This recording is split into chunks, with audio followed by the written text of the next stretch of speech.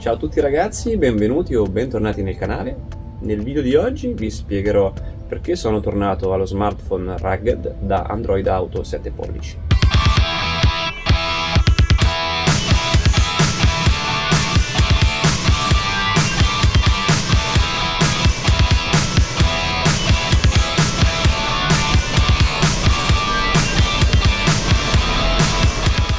Cominciamo con il dire che Android Auto 7 pollici, quel modello che avevo io sul Voyager, guardate i vecchi video della recensione, l'ho amato perché è fatto veramente bene, visibilità, velocità, problemi veramente pochi, andava davvero bene e infatti mi ci tira il culo perché avevi una dashboard perfetta tra chiamate, messaggi, musica con Spotify, veramente era una bomba. Solo che dal mio punto di vista è davvero funzionale per l'utilizzo stradale, ovvero se utilizzate Maps, Waze, TomTom. Con Osmand, sì, se fate Osmand in strada, però in pochi lo usano Osmand per fare strada, va bene. Però per fare off-road, come lo faccio io faccio tante esplorazioni, ovvero vado a scoprire sentieri nuovi, pianifico dal PC e poi vado a esplorare. Cosa succede con Osmand Android Auto? Osmand su Android Auto non ha tutte le funzioni che hai nel telefono. Manca la possibilità di poter cliccare un punto della mappa e dire naviga qui, per esempio, sono a una intersezione di tanti sentieri, voglio prendere quel sentiero. Sì, puoi anche navigare a vista, però la comodità che ti ci porta lui senza tanti pensieri è top, veramente, quella è comoda. O semplicemente vuoi andare in un punto. Con Android Auto, con Osmand devi parlare, gli dici naviga fino a e gli dici il punto, perché la digitazione in movimento non funziona, è una sicurezza che hanno messo sui modelli per le moto, quindi è un po' scomodo. Poi altre limitazioni, non c'è tutta la personalizzazione che hai con il telefono, puoi configurare tutto quanto, quello che fate voi con Osmand. Su Android Auto non lo puoi fare, su Android Auto hai le basi, i preferiti, le tracce, annunci vocali, spegni, accendi, basta. Guida libera, che navighi sulle tracce che hai configurato.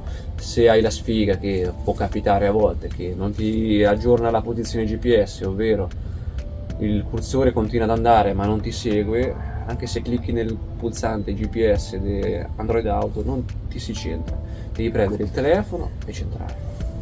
Tutti i difetti che ha solo Osmand. Nelle versioni Maps, Waze, TomTom non c'è nessun problema. Un altro difetto che ho riscontrato è che Osmand si consuma più delle altre applicazioni, quindi a fine di una giornata esplorativa dove avete tenuto il telefono acceso tantissime ore, io ho un S23 Ultra, la batteria vi va molto giù, arrivate a casa giusti. Il consumo non è indifferente con Osmand. Le altre app non danno grossi problemi. Osmand perché è un'applicazione molto laboriosa, molto complessa, molto completa e consuma, c'è poco da fare. Osmand consuma. Perché ho scelto uno smartphone rugged? Allora, il costo è ridotto. Io ho preso il Ulefone, credo si dice così, o Ulefone, non so come si pronuncia, X13 Armor. È un rugged phone da 6.6 pollici, abbastanza grande. Android Auto era 7 pollici, però anche in larghezza sviluppava, cioè in altezza. È più grande rispetto allo smartphone, però va bene. 130 euro scontato, 6 giga di RAM più altri 6 virtuali. Il processore non mi ricordo cos'è, però lavora bene, non ho avuto impallamenti, è sempre rapido, anche l'accensione è veloce.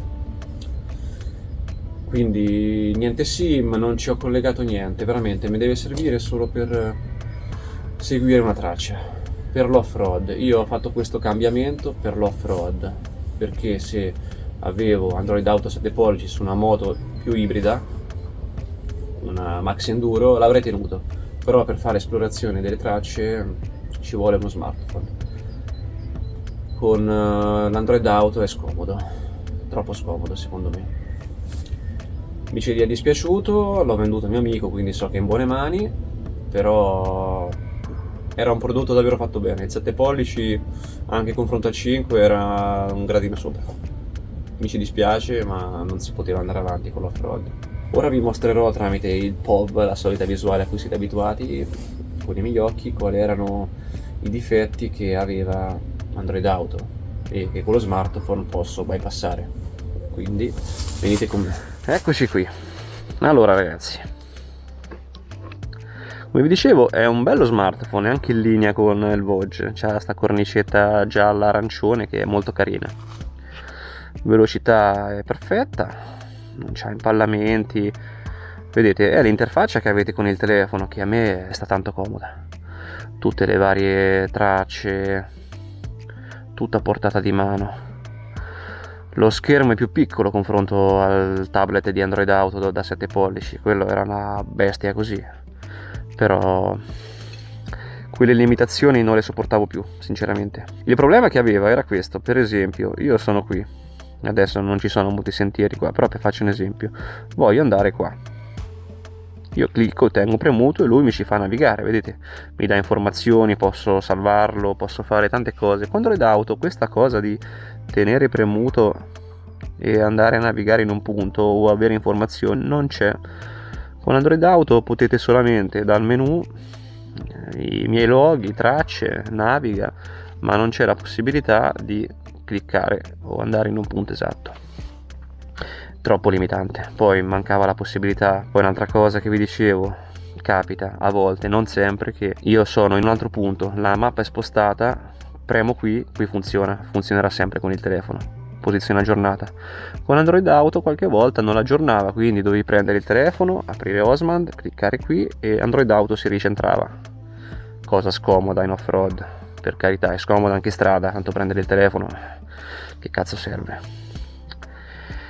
E niente, quindi mancherà la possibilità con questo di ricevere telefonate, vedere chi ti chiama, chi ti scrive. Si può avviare con uno smartwatch, ve lo portate dietro, se vi chiama qualcuno vedete chi è, perché se il telefono ce l'avete in tasca per una questione di sicurezza e di praticità non vedete chi vi chiama, invece con lo smartwatch potete vederlo, quindi non vedete sicuro che non c'è una SIM. I motivi principali per cui ho fatto il cambio sono questi, quindi esplorazione tracce. Spero tanto che il video vi sia piaciuto, se così fosse mettete mi piace e iscrivetevi al canale, ci vediamo nel prossimo video.